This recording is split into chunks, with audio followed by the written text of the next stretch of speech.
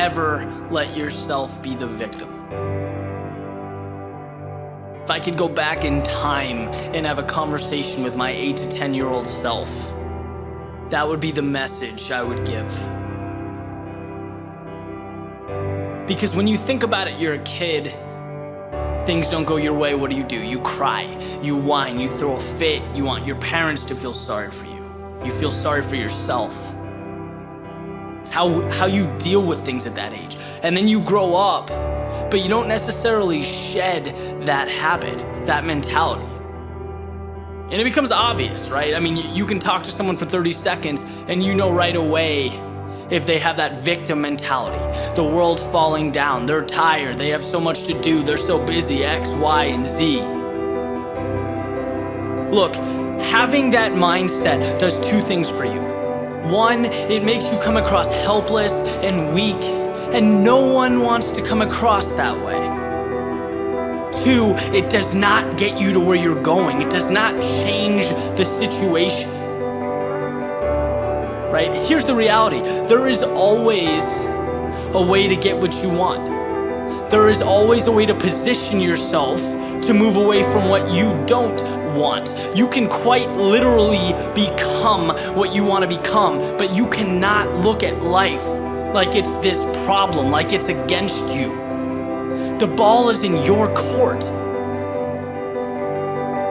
You know, it wasn't that long ago, 2-3 years ago, that I was not the happiest guy in the world, right? Did not like what I was doing, did not like how I was spending my time, was not energized, was not passionate about very much.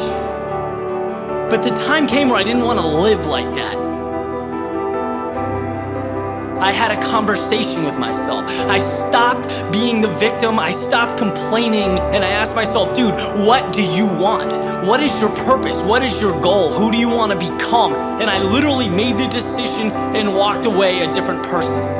And the things around me changed, my life changed, because I made a decision to never be the victim again, to get what I want. I became the author of my own story. And you realize just how simple it is to transform your situation. Not easy, right? And it takes time. But there's always a way to get from point A to point B.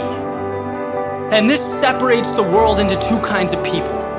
People who look at how things are, who accept reality as truth, who complain, and people who look at what can be, who make the most of any situation.